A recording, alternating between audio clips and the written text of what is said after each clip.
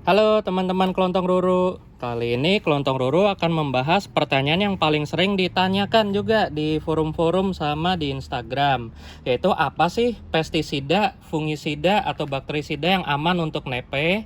Nah, kali ini Kelontong Ruru akan menjelaskan sedikit nih gambarannya, tapi lumayan lengkap lah ya, kita akan bahas semuanya. Nah, pertama-tama untuk pestisida. Nah, dari segi pestisida ini kan hama itu sebenarnya dibagi kurang lebih jadi 4 ya. Ada yang namanya insektisida, itu untuk hama-hama seperti serangga, kutu putih.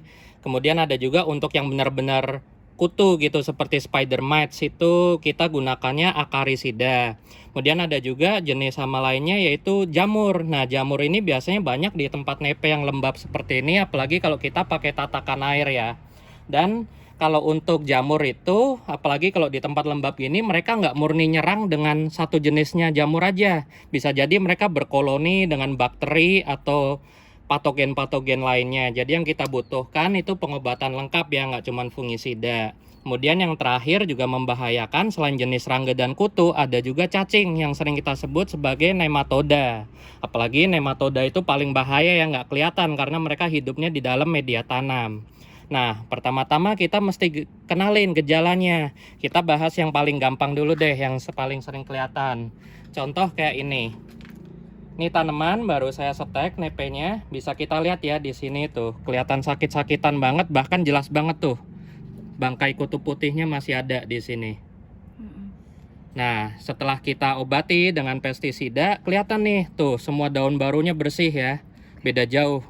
Nah, gejala-gejalanya kalau nepe kena hama itu udah pasti bentuknya nggak segar, daunnya keriting, terutama kalau serangan serangga mereka tumbuhnya jadi lebih lelet, daunnya bisa keriting seperti ini, apalagi jenis-jenis kutu ya, karena mereka benar-benar ngedamage daunnya, jadi daunnya juga bentuk fisiknya nggak bagus. Nah, yang agak susah kalau jenisnya nematoda atau cacing karena mereka hidupnya di media. Nah, kita bisa ngenalin serangan nematoda ini dengan cara kita amati kalau pertumbuhannya nggak bagus, kemudian rada stagnan, kita coba bongkar medianya. Itu biasanya kalau ada cacingnya atau nematoda di nepe, itu akarnya akan terbentuk seperti bola-bola bulbil. Itu akibat damage dari cacing yang masuk ke akar, kemudian mereka merusak dan berkembang biak di dalam jaringan akar tersebut. Nah, kemudian pertanyaan teman-teman kan yang sering itu pestisida yang aman buat nepe apa sih? Sebenarnya nepe itu bisa dibilang nggak seperti tafor lainnya ya, contoh Drosera atau Utrik. Nepe itu bentuknya lebih sempurna, jadi benar-benar tanaman pohon kan ya hitungannya. Jadi bisa dibilang, ini bahasa awamnya ya, kita bicara bahasa awam, itu lebih kuat juga terhadap bahan-bahan kimia, tapi tentunya nggak berlebih. Nah, berangkat dari situ, kita bisa pakai banyak bahan. Seperti contohnya kalau untuk tindakan yang cepat ya, kita bisa pakai Pegasus kalau di Kelontong Ruru dan Decis. Oke. Apa bedanya? Kalau Pegasus itu sifatnya akarisida, jadi dia bisa membasmi kutu juga, terutama yang paling parah itu jenis spider mite sama kutu putih. Itu cepet banget ya nyerangnya kalau di nepe. Kemudian juga kalau selain kutu, itu Kelontong Ruru juga pakai decis, dan keduanya itu sifatnya racun kontak, dimana kalau cairan tersebut mengenai serangga atau telur-telur yang menempel di daun itu langsung merusak jaringan atau membunuh serangga-serangga dan kutu tersebut. Nah, kalau Kelontong Ruru itu pakainya biasanya langsung dicampur aja, tapi dalam jumlah kecil ya, jadi nggak terlalu mematikan untuk tanaman. Jadi walaupun nepe itu tanaman yang kuat, tapi kalau di dunia botani itu ada yang namanya fitotoksisitas. Jadi di mana cairan-cairan kimia tertentu dalam jumlah tertentu itu bersifat beracun untuk tanaman nepe. Contoh gejala yang paling umum itu menimbulkan burn ya di daun. Contohnya seperti ini. Nah, bisa kita lihat. Ini bisa karena terkena cairan pestisida atau kimia, karena pas baru datang saya semprot terus kena panas. Ini salah satu contoh fitotoksisitas yang ringan. Kenapa ringan? Karena cuma menimbulkan damage di daunnya aja. Kalau damage paling parah tentunya tanamannya nggak kuat terus mati. Cara pakainya ini jadi Pegasus dicampur sama Decis gitu. Ya, kalau kami di Kelontong Ruru kayak gitu Dosisnya caranya. Kira-kira berapa? Nah, Kelontong Ruru itu selalu pakai sprayer yang gede 10 liter. Nah, karena pakai sprayer gede 10 liter, dosisnya Kelontong Ruru biasanya adalah 1 tutup botol Pegasus dan 1,5 tutup botol decis yang gede. kemudian dicampur rata, kemudian disemprotkan ke daun sama media. Jadi ini Pegasus 1 tutup, Ya. decisnya setengah tutup, dicampur dengan 10 liter air ya. Iya, betul. Kemudian semprotkan merata ya, terutama ke daerah-daerah yang terkena serangan. Jadi kelihatan banget kutunya. Oke. Dan kemudian jangan lupa kalau nyemprot ke tanaman juga jangan cuman yang ada di atas daunnya, tapi rata-rata kutu-kutu di jenis belakang. Acaricida juga ada di bawah daun. Bahkan serangan utama mereka biasanya di daerah bawah ya. Terus mereka juga suka bertelur, apalagi kalau nepe kan ada ketiak daunnya seperti ini nih, rawan banget buat berkembang biaknya para kutu tersebut. Oke. Nah, 2 yang tadi udah dijelasin ini sifatnya kontak, dan ini jadi favorit kelontong roro karena efek kerjanya cepat ya. Jadi secepatnya tanaman tertolong lah. Nah, untuk tindakan pencegahan dan follow up dari berikutnya, kelontong roro gunakan pestisida regen. Kenapa pakainya regen? Karena regen ini bersifat sistemik. Jadi untuk membunuh kutu-kutu atau hama yang masih bandel bersarang. Jadi tanamannya kita bikin beracun karena racun regen ini beredar di sistem vaskular daun dan batangnya. Jadi kutu-kutu yang berhasil bertahan hidup ataupun anak-anaknya yang masih juvenile baru netas itu masih kebantu dengan ini. Jadi mereka mati nanti pas ngisep tanamannya. Nah, ini karena ini sifatnya cairan, jadi kan kadang kita ribet ya, mesti ngaduk-ngaduk dulu ke air. Nah, salah satu favorit kelontong roro juga untuk tindakan preventif dan follow up, itu kelontong roro pakai Starkel G. Mungkin kalau di Indonesia itu yang banyak Furadan ya, itu cara kerjanya kurang lebih sama walaupun bahan kimianya berbeda. Nah, Starkel G ini bentuknya tuh bubuk. Nah, dosisnya seberapa banyak sih, terus kapan dipakainya? Jadi Starkel G ini sifatnya itu preventif, jadi mencegah sekaligus mengobati. Nah, kalau bingung untuk nepe itu kita bisa pakai secukupnya aja, sejumput gini. Untuk yang tangannya gampang iritasi atau alergi, hati-hati ya, karena ini bahan kimia, jadi belum tentu kulit kalian kuat. Kita taburin aja secukupnya. Seperti ini contohnya. Nggak usah banyak-banyak ya. Ya, secukupnya aja. Tapi bisa juga kalau kita lagi bikin media baru, kita campurin ke medianya. Nah, kemudian kita siram air, nanti racunnya akan meresap ke dalam media. Dan Starkel G atau Furadan ini bersifat sistemik. Jadi dia beredar di seluruh jaringan tanamannya, membantu untuk membunuh hama-hama yang masih bandel. Kemudian kalau kita nggak sabar ya, apalagi misalkan serangannya udah berat nih, daripada kita taburin nunggu lama, bisa juga Starkel G-nya kita larutin di dalam cairan seperti ini. Nah, kalau cairannya udah ungu kayak gini, bisa langsung kita pakai. Kita siramnya secukupnya aja seperti ini. Hati-hati dengan yang namanya fitotoksisitas ya pada tanaman. Nah, enaknya Starkel G sama Furadan ini, walaupun mungkin kita mesti sabar ya, efeknya nggak langsung karena nunggu kimianya beredar dulu, tapi dia spektrumnya luas. Jadi selain membunuh hama seperti serangga atau kutu, dia juga membunuh cacing-cacing atau nematoda yang bisa membahayakan tanaman. Bahkan kita juga bisa pakai untuk semut. Seperti yang kita tahu, semut itu walaupun ada gunanya juga terkadang di nepe, tapi lebih banyak bahayanya. Kenapa? Karena mereka bisa beternak kutu seperti mealybugs atau aphids atau thrips ya. Karena mereka mengekstraksi nektar yang dihasilkan oleh kutu-kutu tersebut. Jadi bisa dibilang nggak cuma kita yang beternak, semut itu juga beternak jamur sama kutu ya untuk mereka ambil nektarnya. Nah, Furadan atau Starkel G ini juga bisa mengusir semut-semut tersebut karena rata-rata mereka bersarang di media ya. Nah, kemudian kita bahas lagi, selain serangga, itu juga ada yang namanya kan serangan jamur. Nah, kita lihat nih serangan jamur di sini. Contoh yang paling umum ya dari jamur, apalagi kalau kita pakai tatakan air, itu ada karat daun seperti ini. Atau enggak di sini nih, kelihatan nih. Nah, serangan jamur seperti ini itu kalau kita lihat di habitat nepe itu juga banyak nepe kayak gini. Jadi sebenarnya mereka juga nggak terlalu mematikan asal jumlahnya nggak terlalu banyak dan nepenya dalam kondisi sehat ya. Tapi kalau nepenya udah sakit-sakitan, contoh kita ngambil dari cabutan, makanya kami juga nggak mendukung untuk ambil cabutan karena mereka udah kondisinya nggak fit, juga masih bisa bawa patogen.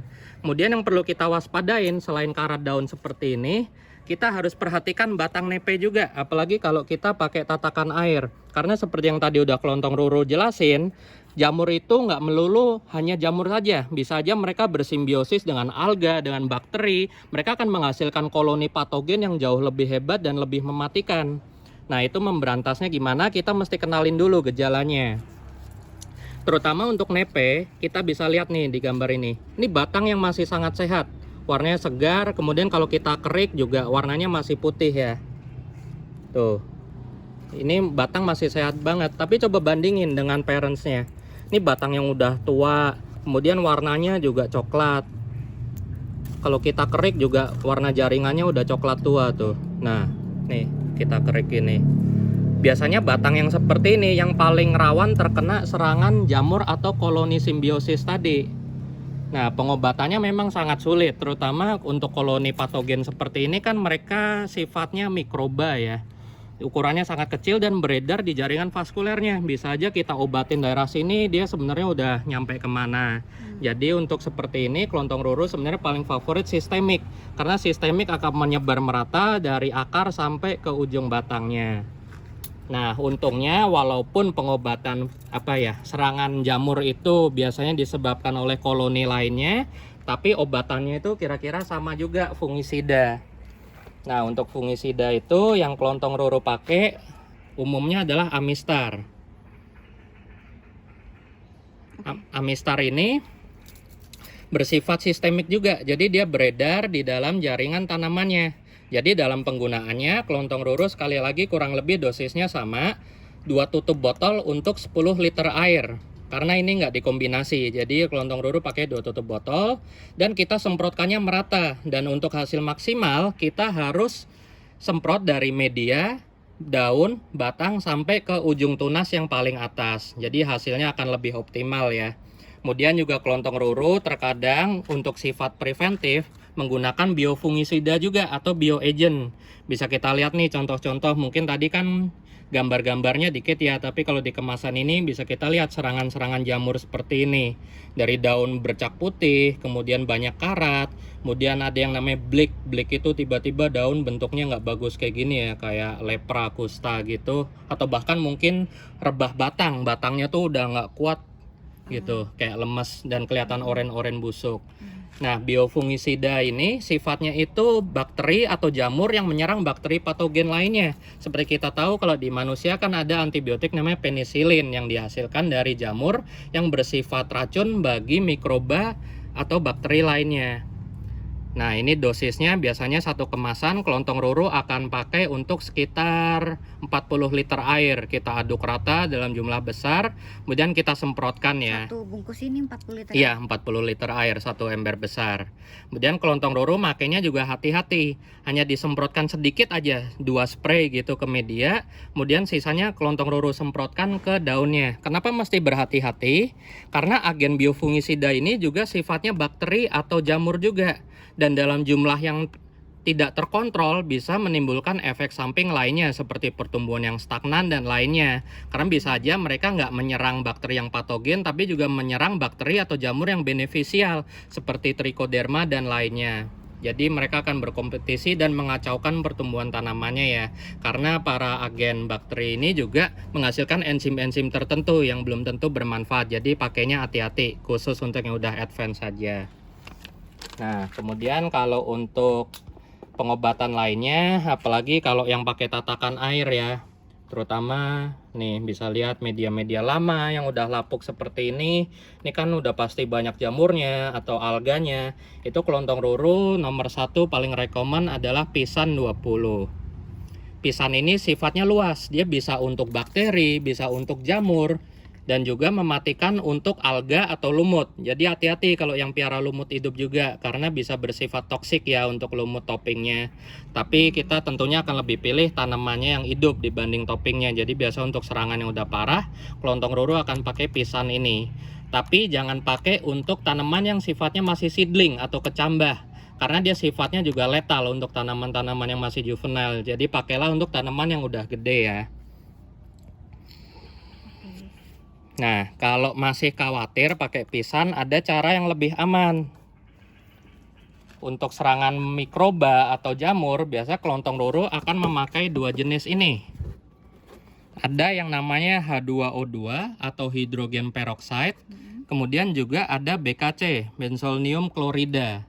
Keduanya ini aman untuk tanaman, tapi persentase larutannya harus kita turunin dulu.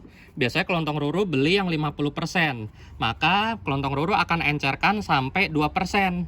Nah, itu rumusnya tentu teman-teman udah tahu, yaitu diajarin kok di SMP, SMA. Ayo, kalau lupa buka YouTube lagi.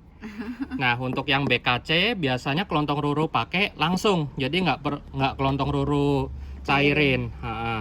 Karena ini teruji, mungkin bisa kalau rajin buka internet, kalian buka jurnalnya. Biasa BKC ini dipakai selain untuk nepe, juga untuk menyelamatkan tanaman-tanaman yang berumbi.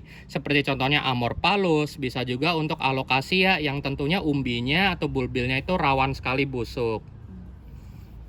Oke, sekian teman-teman, semoga membantu. Jadi tentunya pesan dari kelontong roro yang utama, nggak usah khawatir dalam memakai pestisida untuk nepe ya, karena mereka relatif kuat. Ya? Betul. Dan sama seperti pemupukan, jangan pernah gunakan dosis maksimal. Apalagi kalau kita terlalu bernafsu ya di pemupukan, itu sifatnya juga fitotoksik terkadang. Nah, untuk pestisida tentunya kita juga gunakan dosisnya secukupnya, jangan dikurangin lah sampai separuh karena bisa menimbulkan resistensi ya. Kita dalam batas wajar aja. Andai kata kita masih harus menggunakan dosis yang keras, semprotannya itu juga jangan berulang. Misalkan seminggu sekali kita semprot dengan dosis tinggi, enggak. Kalau kelontong roro pakai itu cuman kalau ada serangan aja. Jadi sistemnya kita semprot pada saat kutunya masih kelihatan dengan racun kontak, kemudian kita diamkan sekitar seminggu. Kemudian kita amati, kalau masih ada kutunya, itu biasanya kelontong roro akan semprot lagi. Karena cairannya kan biasanya masih belum habis. Nah, setelah penyemprotan kedua, itu jaraknya seminggu kalau kelontong roro ceknya. Nah, habis penyemprotan kedua, itu biasanya kutunya udah berhenti nyerang tuh. Tapi kan kita masih suka khawatir ya, apakah masih ada telurnya, atau masih ada anak-anaknya yang nggak kelihatan. Barulah kita basmi dengan pestisida yang sifatnya sistemik, seperti Furadan atau Starkel G. Kalau Starkel G ini atau Furadan kan kita bisa pakai beberapa bulan sekali kita kasih kan, untuk pencegahan ya. Kalau kelontong roro sih pakainya setahun sekali ya. Selain biar irit juga namanya bahan kimia itu kan merusak keseimbangan mikroba sama pH juga di media. Jadi kelontong roro saranin setahun sekali lah. Gak usah banyak-banyak, ya, dan gak kita usah terlalu sering. Betul. Dan paling utama adalah kita pakai kalau ada serangan aja. Oke, sekian teman-teman. Terima kasih.